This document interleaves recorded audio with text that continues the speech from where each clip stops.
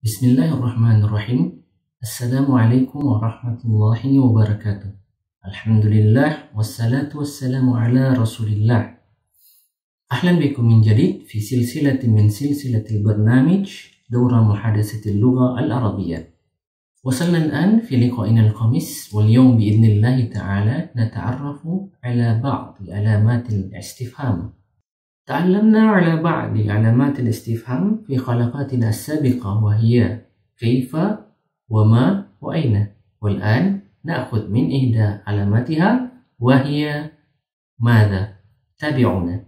Selamat datang kembali dalam program Arabic Speaking Class. Pada pertemuan sebelumnya kita telah belajar tentang kata-kata tanya dalam bahasa Indonesia seperti kaifa yang artinya bagaimana. Kemudian kita juga belajar ada kata ma yang artinya apa. Dan pada pertemuan sebelumnya kita belajar kata aina yang artinya di mana.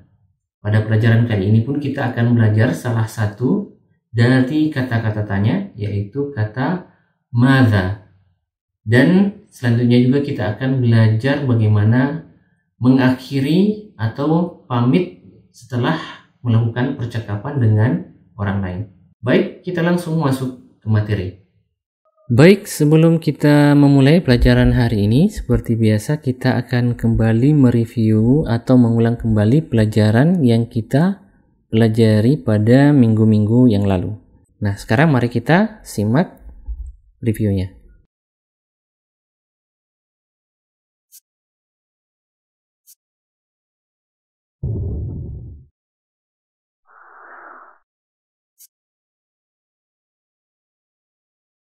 السلام عليكم. وعليكم السلام ورحمة الله وبركاته. مرحبا. أهلا بك. كيف حالك؟ الحمد لله بخير. أنا اسمي قاسم، وأنت ما اسمك؟ أنا اسمي علي. من أين أنت يا قاسم؟ أنا من تركيا. أنا تركي. وأنت ما جنسيتك؟ أنا لبناني. ما مهنتك؟ أنا طالب. أين تدرس؟ أدرس في كلية الشريعة. ما شاء الله. أتمنى لك التوفيق. شكرا لك. Itulah gambaran materi kita pada pertemuan yang lalu. Sekarang kita akan masuk ke materi yang baru, yaitu alamatul istifham, masih tentang kata tanya.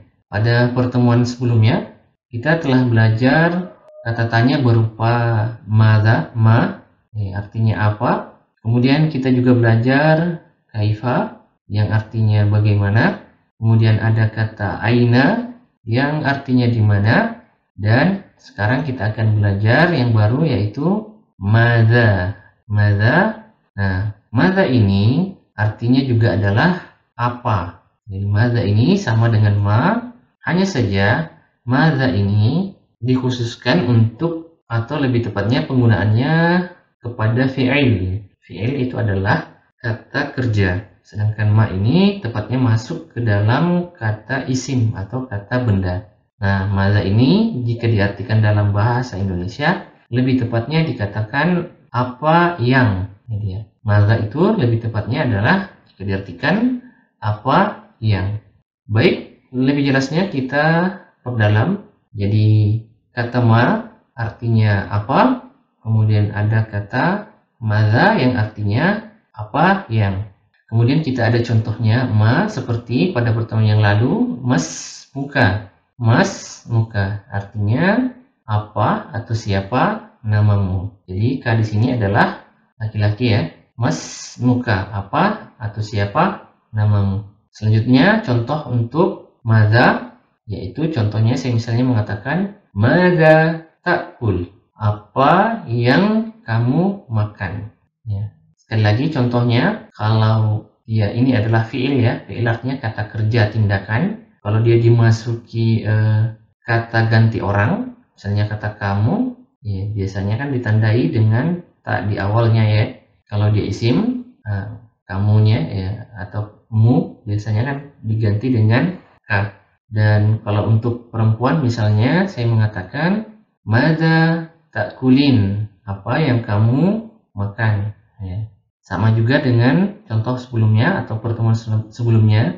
Nah, di sini ada ta dan ya dan nun sebagai tanda bahwa fiil ini ditujukan untuk perempuan. Kamu perempuan ya, satu orang. Apa yang kamu perempuan makan. Selanjutnya ada kata madza tadrus. Contoh yang lain ya, madza tadrus, di mana tadrus artinya apa yang kamu laki-laki pelajari.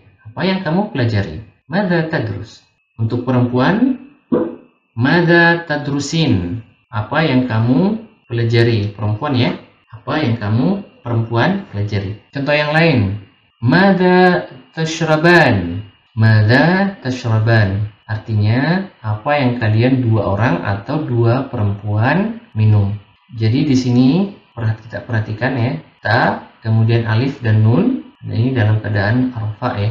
Jadi di sini tanda untuk dua orang perempuan yaitu alif dan nun. Sama ya, dua laki-laki atau dua perempuan. Madza tashrabani, apa yang kalian dua orang laki-laki atau dua orang perempuan minum. Kemudian kalau untuk jamak atau banyak orang laki-laki, kita bisa mengatakan madza taktubun. Madza taktubun dengan tanda atau alamatnya yaitu ada ta di awal, kemudian ditambah waw dan nun di akhir. Kalau di atas untuk dua orang itu tandanya diawali dengan ta dan diakhiri dengan alif dan nun, atau ada juga di sini nanti ya dan nun. Selanjutnya, jadi tadi ini apa artinya apa yang kalian tiga orang atau lebih laki-laki tulis. Kata-kata ba berasal dari kata ini kaf, ta dan ba artinya tulis. Selanjutnya untuk banyak perempuan ya, madza taktubna. Madza taktubna. Apa yang kalian tiga orang atau lebih perempuan tulis. Yang sedang tulis atau tulis. Jadi untuk tanda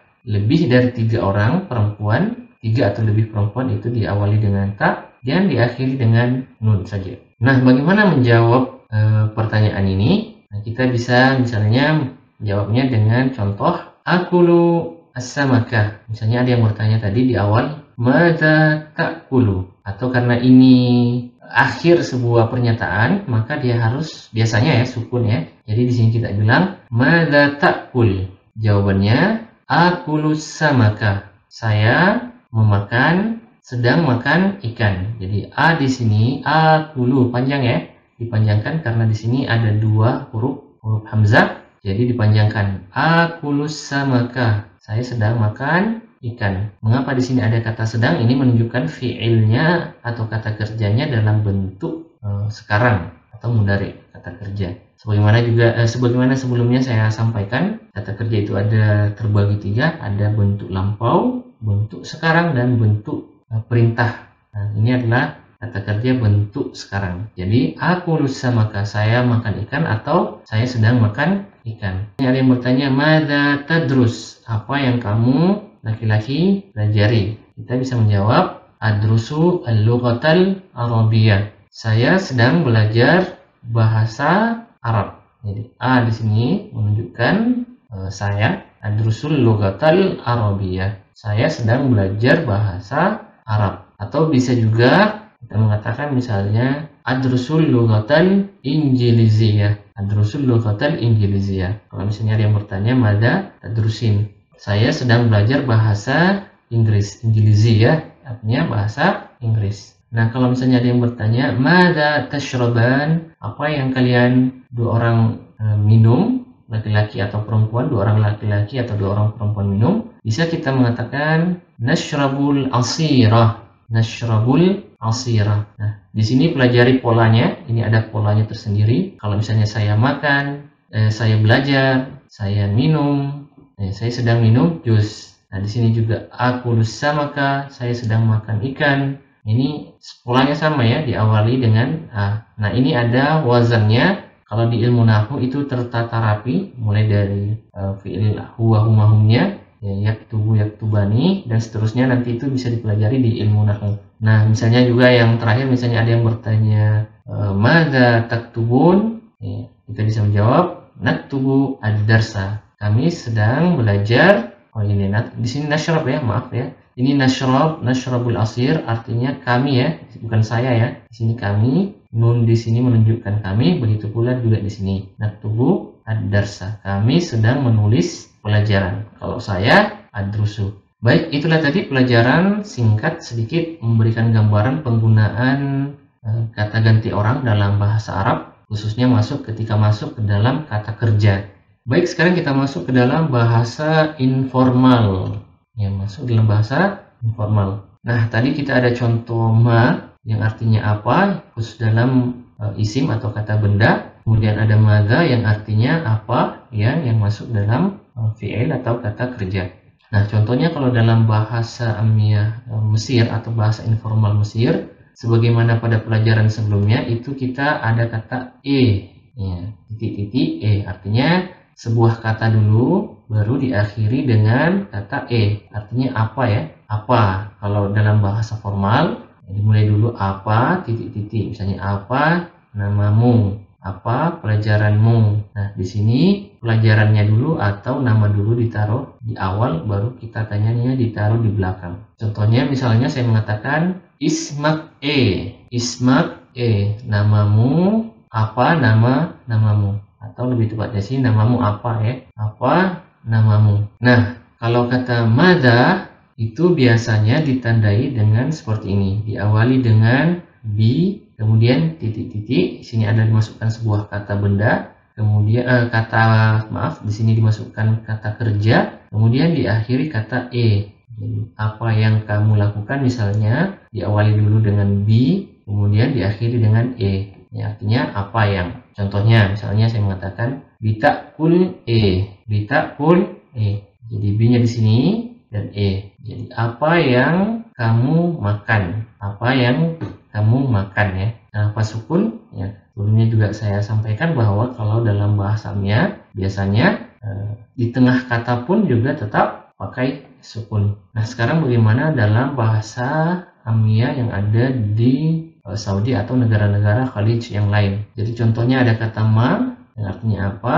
Kalau dalam bahasa Amiyah atau bahasa informal Saudi itu sebelumnya juga sudah saya sampaikan, itu adalah kata ish artinya apa. Jadi kalau misalnya dimasukkan dalam kalimat ish ismak, apa namamu, ish ismak, apa namamu. Nah, sekarang kalau yang masuk ke dalam kata kerja yaitu madza. Nah, ini dalam bahasa informal di Saudi atau di negara-negara Arab yang ada di Teluk itu tetap sama ya, menggunakan kata ish. Kalau di Mesir dia menggunakan diawali b, kemudian diakhiri Tapi kalau di negara-negara Teluk, Arab Teluk, itu tetap ya menggunakan ish, tidak ada perubahan. Ma dan madza kalau dalam fushahnya, tapi kalau dalam bahasa Amiyah atau bahasa informalnya itu tetap penggunaannya sama, itu ish. Contohnya dalam kalimat misalnya saya mengatakan ish takul,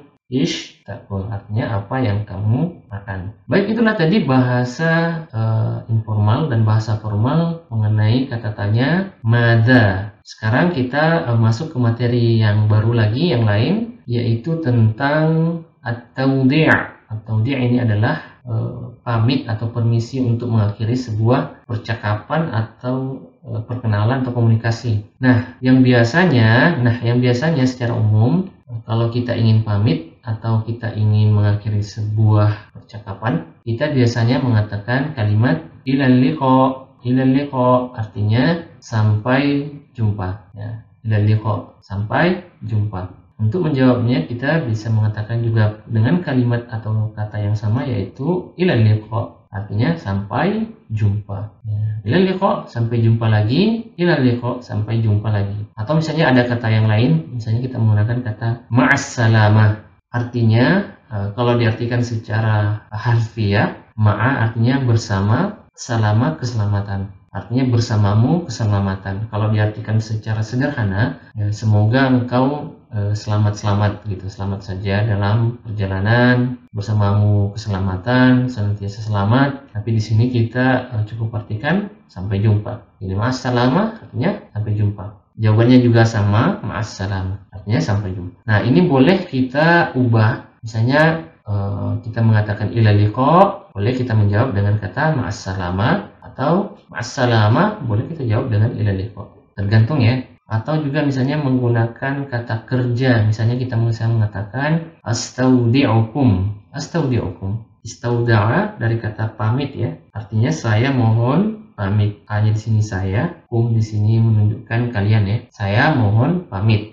Boleh kita menjawabnya dengan fi ri'ayatillah, artinya semoga dalam lindungan Allah. Di artinya dalam atau di ri'ayat, lindungan Allah. Nah, kalau dalam bahasa amiyahnya, biasanya kalau di Mesir orang mengatakan khalli balak. Khalli ini sebenarnya doa ya. Khalli balak artinya jaga diri atau hati-hati. Dan kalau misalnya di Saudi biasa orang atau orang Yaman biasa mengatakan hayakumullah. Ya, semoga Allah memberkati atau semoga Allah memberkahi. Baik, itulah materi kita pada hari ini. Selanjutnya sebelum mengakhiri pelajaran kita, seperti biasa kita akan kembali mereview pelajaran-pelajaran yang telah kita pelajari hari ini.